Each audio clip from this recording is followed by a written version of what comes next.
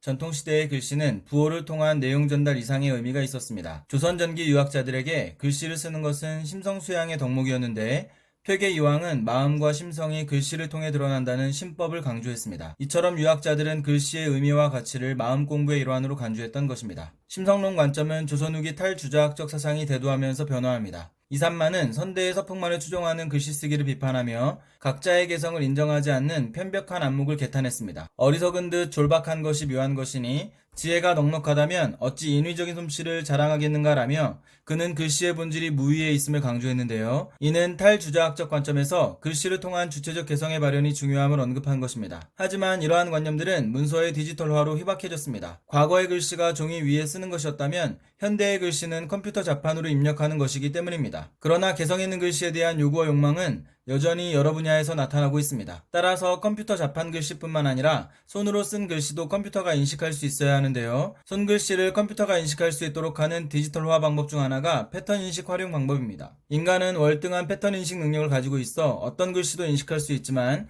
컴퓨터는 그렇지 않습니다.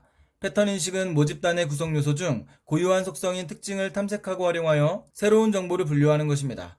가령 코인스 5글자를 분류하는 경우 각각의 글자는 수직선, 사선, 닫힌 곡선, 열린 곡선으로 특징을 탐색할 수 있는데요. 코인스는 순차적으로 열린 곡선 하나, 닫힌 곡선 하나, 수직선 하나, 사선 하나, 열린 곡선 2개로 분류할 수 있는 것입니다. 인간은 귀납 추론을 통해 일반적인 개념이나 단서와 연관짓지만 컴퓨터는 입력 데이터를 통계적 모집단 중 하나와 연관시킬 수 있는 상대적 가능성을 추정합니다. 여기서 통계적 모집단은 추정에 필요한 단서나 정보라 할 수 있는 특징 표본이라 할 수 있습니다. 추출한 특징이 다른 부류를 얼마나 잘 구별하는지를 분별력이라 하는데요. 각각의 부류가 서로 다른 특징을 보일수록 데이터 분류에 유리합니다. 이때 기존 데이터에서 특징 추출 시도가 너무 적거나 단순하면 데이터를 특징 지을 수 없으며 너무 많거나 복잡하면 계산의 복잡도를 증가시켜 처리에 부담을 주게 되는데 이를 차원의 저주라 합니다. 컴퓨터의 손글씨 처리 과정은 센서를 통한 손글씨의 데이터화와 특징 벡터라는 수학적 표현으로의 추상화 과정을 거칩니다. 만약 6을 추상화한다면 가로와 세로로 각각 8등분한 64개의 칸을 센서로 감지하여 인식되었다면 1, 인식되지 않았다면 0으로 표시합니다. 이때 각각의 개별 칸들은 특징이 되며 이를 수학적 표현으로 바꾸면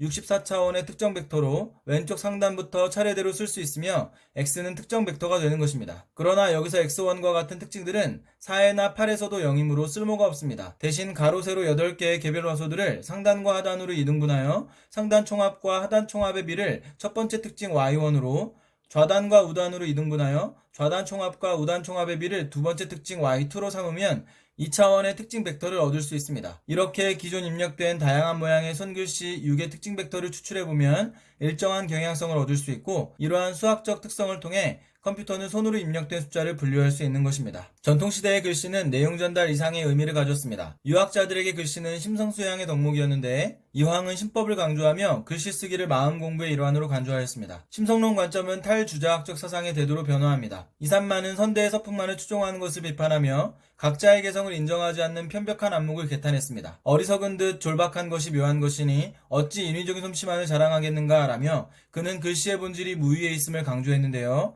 이는 탈주자학적 관점에서 글씨를 통한 개성 발현의 중요성을 언급한 것입니다. 하지만 이러한 관념들은 문서의 디지털화로 희박해졌습니다. 현대의 글씨는 컴퓨터 자판으로 입력하는 것이기 때문입니다. 그러나 개성 있는 글씨에 대한 요구, 욕망은 여전합니다. 따라서 손글씨도 컴퓨터가 인식할 수 있어야 하는데 이 손글씨를 디지털화하는 방법 중 하나가 패턴 인식입니다. 인간은 월등한 패턴 인식 능력을 가지고 있지만 컴퓨터는 그렇지 않습니다. 패턴 인식은 특징을 탐색, 활용하여 새로운 정보를 분류하는 것입니다. 가령 코인스를 분류하면 각각의 글자는 수직선, 사선, 닫힌 곡선, 열린 곡선으로 그 특징을 탐색할 수 있는데요. 열린 곡선 하나, 닫힌 곡선 하나, 수직선 하나, 사선 하나, 열린 곡선 2개로 분류할 수 있는 것입니다. 인간은 귀납 추론을 통해 개념, 단서와 연관짓지만 컴퓨터는 통계적 모집단 중 하나와 연관시킬 수 있는 상대적 가능성을 추정합니다. 여기서 통계적 모집단은 추정에 필요한 단서나 정보라 할 수 있는 특징 표본인데요. 추출 특징이 다른 부류를 구별해내는 것을 분별력이라 하며 각각의 부류가 서로 다른 특징을 보일수록 데이터 분류에 유리합니다. 이때 특징 추출 시도가 너무 적거나 단순하면 데이터를 특징 지을 수 없으며 너무 많거나 복잡하면 계산의 복잡도를 증가시켜 처리에 부담을 주게 되는데 이를 차원의 저주라 합니다. 컴퓨터의 손글씨 처리는 손글씨의 데이터화,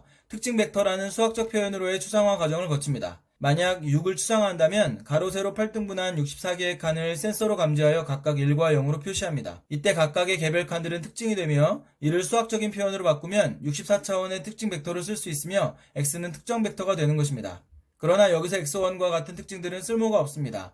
대신 가로 세로 8개의 화소들을 2등분하여 상단 총합과 하단 총합의 비를 첫 번째 특징 y1으로 좌단 총합과 우단 총합의 비를 두 번째 특징 y2로 삼으면 2차원의 특징 벡터를 얻을 수 있습니다. 이렇게 기존 입력된 다양한 모양의 손글씨 6의 특징 벡터를 추출해보면 일정한 경향성을 얻을 수 있고 이러한 수학적 특성을 통해 컴퓨터는 손입력 숫자를 분류할 수 있는 것입니다. 전통시대의 글씨는 내용 전달 이상의 심성을 수행하는 덕목으로서 마음 공부의 일환으로 간주되었습니다. 심성론 관점은 탈주자학적 사상과 함께 변화했는데요.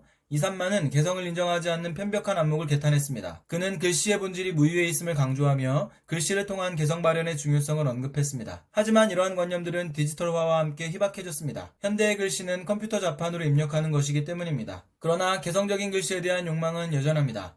따라서 손글씨도 컴퓨터가 인식할 수 있어야 하는데 이 손글씨의 디지털화 방법 중 하나가 패턴 인식입니다. 패턴 인식은 특징을 탐색하여 새로운 정보를 분류하는 것입니다. 가령 코인스 각각의 글자는 열린 곡선 하나, 닫힌 곡선 하나, 수직선 하나, 사선 하나, 열린 곡선 2개로 분류할 수 있습니다. 컴퓨터는 통계적 모집단과 연관시킬 수 있는 상대적 가능성을 추정합니다. 여기서 통계적 모집단은 추정에 필요한 특징 표본인데요. 추출 특징이 다른 부류를 구별해내는 것을 분별력이라며 서로 다른 특징을 보일수록 분류에 유리합니다. 이때 특징 추출 시도가 너무 적거나 단순하면 특징 지을 수 없으며 너무 많거나 복잡하면 계산의 복잡도를 증가시켜 처리에 부담을 주게 되는데 이를 차원의 저주라 합니다. 컴퓨터의 손글씨 처리는 데이터화와 추상화 과정을 거칩니다. 만약 6을 추상화한다면 가로 세로 8등분한 64개의 칸을 센서로 감지해 각각 1과 0으로 표시합니다. 이때 개별 칸들은 특징이 되며 이를 수학적 표현으로 바꾸면 64차원의 특징 벡터를 쓸 수 있으며 x는 특정 벡터가 되는 것입니다. 가로 세로 화소들을 2등분하여 상단 총합과 하단 총합의 비를 첫 번째 특징 y1으로 좌단 총합과 우단 총합의 비를 두 번째 특징 y2로 삼으면 2차원의 특징 벡터를 얻을 수 있습니다. 이렇게 기존 입력된 손글씨 6의 특징 벡터를 추출해보면 일정한 경향성을 얻을 수 있고 컴퓨터는 손입력 숫자를 분류할 수 있는 것입니다.